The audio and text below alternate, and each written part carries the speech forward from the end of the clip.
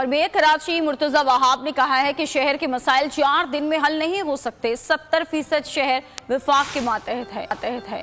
Governor Sindh से पूछें क्या काम कर रहे हैं, कितनी आलाइशें उठाई हैं, कौन अवामी है कौन अवामी नहीं है, ये वक्त बताएगा। शहर भर में आलाइशों को उठाया जा रहा है। उम्मीद है ईद पर जो चैलेंज हैं पूरे करेंगे।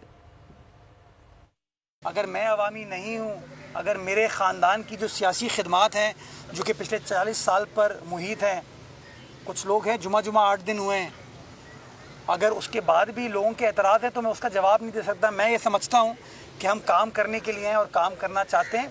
आवाम फैसला करेगी कि किसने खिदमत की, किसने प्रेस कॉन्फ्रेंस की। आवाम खिदमत करेगी किसने क्या किया और किसने क्या नहीं किया। लेट पीपल बी द जज। मैं सिर्फ एक गुजारिश करना चाहूँगा, खुदारा रोड़े ना अटकाएं, नालों में पत्थरें ना फेंकें, खालों को आलाइशों को स्टॉर्म वाटर ड्रेन में ना डालें, सरकार का साथ दें, सरकार के खिलाफ साजिशें ना करें। देखिए हाफिज साहब ऑपोजिशन लीडर हैं, तो ऑपोजिशन लीडर कभी हुकूमत से मुतमईन नहीं हो सकता। ये एक उनकी डिफ़िकल्टी है उनके लिए। मैं इज़्ज़त करता हूँ हाफिज साहब की कि वो अपना किरदार अदा करेंगे ऑपोजिशन के तौर पे।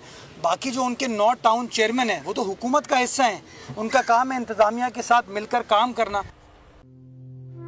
तू की जाने यार अमीना, रोटी बंदा खा जाती है।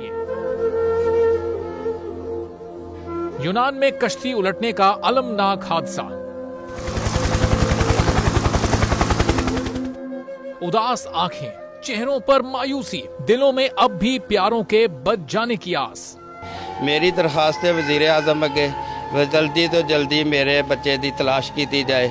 गम की इस घड़ी में बोल रहा अपनों के साथ, सहाफती फराइज को निभाते हुए पहुंचाई हर खबर अवाम तक। और यूनान में महाजरीन के जहाज को हादसे के बाद अब रेस्क्यू ऑपरेशन खत्म हो चुका है।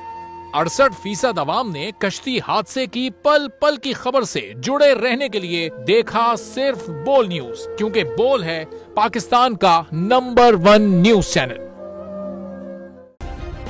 सब्सक्राइब करें और बेल दबाएं ताकि कोई खबर रह न जाए।